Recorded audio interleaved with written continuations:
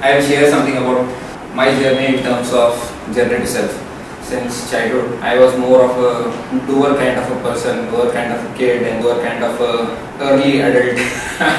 So all of that was doing something and then only knowing that this is how it works. So there was very less relevance of what I could actually read and then absorb and understand.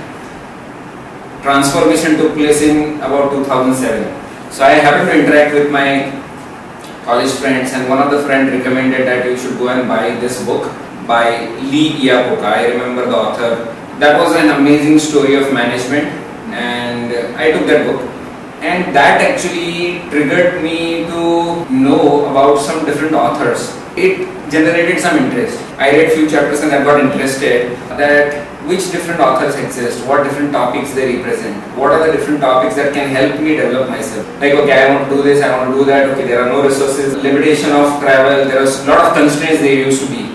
In that, where can I find the source to inspire and learn myself? That gave me next inspiration, that I was actually having a computer system and internet at home. And while all of this information from a friend came in, like, okay, started looking out for internet, that what different authors are there, who are famous authors. First name popped up, Brian Tracy. Then I came across The Secret movie. There is a book. That movie is something which actually inspired me. Each author or each person who is represented into that movie, I started collecting all entire history and biodata of those people. How many books, which places they work in, where they conduct sessions, why they conduct sessions, what topic they do, how they are scaled, are there any videos for them, are there any programs, audio programs, as well as maybe there are books which they have written. And then slowly, step by step, I started collecting all of that material and started referring. With this, like 1.5 years or so, in 2008, 2009, it inspired me to create one own program based on the movie Secret, a leadership module in that. And then I was asked, I said I am more than excited to do it. So I need to understand what's the objective, what's the outcome that we want to achieve. Some different set of objectives, I got them. And then I said like, okay, what should I do? There were a lot of these inspirations, there were a lot of bits and pieces, learnings, some from Anthony Robbins, some from Brian Tracy, some from Jack Canfield, some from Dr. John DeMartini, some from Abraham, some from this, like all different authors, picking up something from each one of them. And I ended up developing a 16-hour course. Huge amount of efforts were invested and I developed that particular course. So that was one of the first courses in around 2009. I taught people law of attraction, leadership, situational leadership, some principles which were actually taught by Stephen Covey, Ken Blanchard and a lot of other people around in terms of managing time, using the best way of how do you prioritize your stuff, how do you use law of attraction as one of the key elements to progress yourself into the next level. What is that something which you do not believe, still you have to believe? What is that you cannot do, still you can do? And how is that you could actually transform your impossible into I am possible? So that was kind of the way I have designed. That program is still there. I ended up doing that program for 3 batches, more than 85 people. So it was something, a totally different journey that inspired me, that I read something. And then I started putting that effort into developing some presentation or a course where I was to absorb that and deliver it to someone. So since then the definition of reading actually or absorbing that knowledge changed or transformed only into one factor, application of knowledge. So my methodology of all what we call as journey to self revolves around application of knowledge. So anything that I learn, read, learn, listen, learn, maybe there is sharing and learning. So any context I refer to learning refers to me that whatever I have learned I want to apply somewhere. And the moment I apply, I get a result. So now that result is favorable to you or not favorable to you. There are these 2 choices which will be determined as an output basis to what kind of actions that you have taken. Basically, whatever efforts you have invested in, it will lead to these 2 particular outcomes. Either a favorable result or a not favorable result, but result is going to be there. That actually created an interest. So I got like maybe I should have got by then like 100 or plus odd books. So I used to go to Crossword. I used to just read index for half an hour, 45 minutes. That has been my choice of books. If I understand and like index, only then I am going to buy that book. Because I do not know what used to connect with that index, what is the way the person has presented that topic in form of index used to be something completely unique. It made a lot of sense to me, and every book I chose with that context, I am satisfied that it is there as part of collection, as part of a reference. If you are talking about a particular topic, a particular challenge, a particular scenario, a particular strategy, a particular tool, a particular technique, I will tell you the name of the book and go and read this chapter. But basis to index, I can make out a reference that okay, this book is going to give you this particular topic to on a larger context. So that is something how I use books nowadays. So I have a lot of books. I at times when I am conscious in terms of asking specific questions to myself, and when I feel that I need to know some little bit more around it, little bit different expansion of thoughts, different ideas, then I know that okay, this book has something I know. I'll just pull up that book, refer to the index, go to that particular chapter. So that used to be a break and crack. That is the way I started building up small love towards reading. Then later on I said like okay, I could not have had these experiences, neither people around me, even if they are equipped, they are not sharing any part of that knowledge which I am able to get free from this book. It was worth far more valuable as compared to all the time I was spending with people I am working with the family members, with relatives. There are a lot of intellectual people, there are a lot of studious people, there are a lot of management and extraordinary set of people, but no one is sharing anything. Maybe now someone has done this 10 times and they now know how to do it best. Even those people, out of even curiosity when I am trying to know from them, they are not willing to share that particular strategy or methodology or what is the way I could do something for the best. So maybe there was only an option that let me do 10 times, fail, get different results and then say that okay, this is not the result I want. So I actually want something different and I used to chase it. I used to pursue that particular result until I achieve. And that used to be a drive for me. And actually that was inspiring, mesmerizing. That was something which was really something which made a lot of difference for me because I was able to attend. And that actually led to a lot of interesting learnings in life. Now why I am telling you this story, because this story again resonates, expands your perception.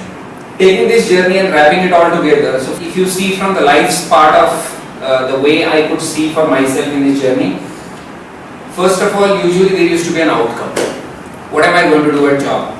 What am I going to do as part of family? What am I going to do for myself? So there used to be a definite outcome which I used to always focus on. Now when you have planned for outcome, what do you next? What do you do next? You act. Absolutely. So first reference was defining an outcome and then the performing or taking the actions. That used to be all the drive. But now how can you make your act more intelligent, more valuable such that whatever you act, it draws or derives the outcome you expect. Third aspect, which was very important aspect. When do you know that you have decided an outcome and you have acted towards it? What's going to happen third step? The outcome. So the part of reference here I would like to relate is you define your outcome, you took action towards it and then you discovered the result. Now this result has two options. It is either favorable or it is not the result that you want. Now if I have to say a result is the default outcome, either this or either that. But now how will you know that there is some result which you get, which you want? Ideally all results are going to be failures unless and until we say that now okay, this is the result which I want. If I give you this particular marker and put a basket over there and ask you to put the marker into that basket, you have got unlimited chances. So you keep throwing till it gets into the basket. So defaultly it is going to fail. Defaultly your throw is not exactly going to go in. It may, and if it may, we want that opportunity and that particular perspective all the time, isn't it? So we want to know what makes our action bring a successful result, isn't it? But now how do we know that? So it used to drive me like okay, I did this. What did I do wrong? Maybe in a client call, in a communication, in a training, in any interaction, in any intervention which I used to have with people at my office, any interactions I used to have at my family members. So what did I do wrong, or what is that I did was a reflection I used to have. I am going to give you a term, I will call it as sensory acuity. Now, what does this mean? Do you know when you have done right or when you have done wrong? Right? At times, do you realize at times that okay, I actually did this, but this is wrong? Not the feeling of guilt when you have actually done post-mortem and then oh my god, I did this wrong. I am not telling about that. You just have a feeling that you wanted to do something, but maybe you know that you could have done it more better or more differently, which would have given you a more better result, wherein you had that opportunity and time. It was just like at that moment of time I was not that consciously aware that I could have also done it this way. Small difference, right? But how do you know about it? This is about sensory acuity. How do you refer your sensory acuity? So for example, now I am holding this and throwing this. I am holding this and throwing this. Why did you catch this? For me, it should not break down because of fall down. What action you took? Because I knew that I didn't want it to fall. It's just a fault action that if somebody is throwing something at you, you're supposed to catch it. So it's a default action. I mean, you can actually. Now you won't catch it. Now you want to avoid it, isn't it? So this is a different action. These are default setup in my mind. Correct. So I am speaking here about sensory acuity. What senses you use to recognize this? I am just indicating the ability to sense things around you. So usually, whenever there is an outcome for you that you have defined and an action that you perform, what is that you can change when you have an unfavorable result? What is that you can change when you have the result you don't want? Will you change the outcome or change the action? Action. Isn't it? So now, for example, in first I got unexpected result. What did I change? I changed my action. Again I got negative result. Again what did I do? Change the action. Again I got the negative result. What do I do? Change the action. Here I got the positive result. What do you do? Continue with that action. You want to change the action now? No. Until like maybe it was like luck for me to get that at right first attempt. But if you want to repeat that result and while repeating you perform the same action and you failed, then change the action or improve the existing one. Correct. So the action that you have, you won't change it entirely. You know that you got result because of that action. Even if you have been successful in earlier attempt, in the next attempt performing the similar action, being active, looking at it, still you fail because you are not going to have any control of the situation. Even if you have got successful result, the next attempt you do might fail. The next attempt you do with smaller change might fail. The next attempt might be a success. And then the next attempt might be a success, and now you have got Series of success. Series of success. And this series of success is the pattern for you, for the result or the outcome that you want. So third point is not the result. The result is an outcome of every action. Every action. Whatever action you do, there is a result. Either it is favorable to you or it is not favorable to you. Now, the point refers, how do we use the sensory acuity, all of the senses that we have, VAK, like visual, auditory, kinesthetic. If I want to take the same example and dig it a little deeper.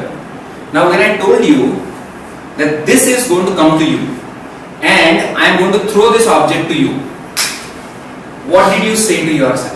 Catch it. What did you say to yourself? If you say that I have not said anything, you have said a million sentences in this time. Yeah. Actually, to yourself. To catch it. Yes.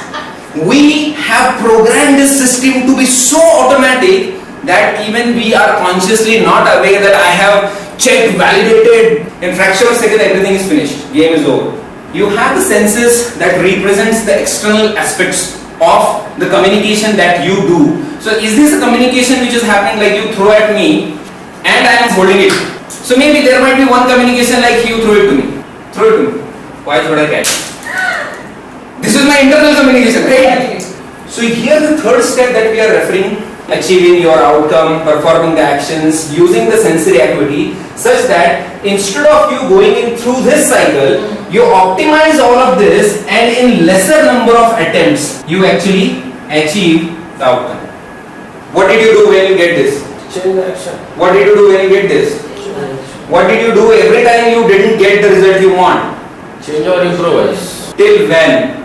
You get it right. Till you get it right. Till you attain, achieve that particular outcome. So now, is outcome changing or are you changing for that outcome? I'm changing. My actions My are actions are changing, my changing. thoughts are changing. You are changing. You meaning your behavior, a behavioral response. It's an action from your side which is changing. So this is about being flexible, being adaptable, being focused till you get what you want. So this has been part of my life experience for a longer time, more than like 12-13 years. A concurrent reference for you over here. Unlimited Power. One of the fantastic books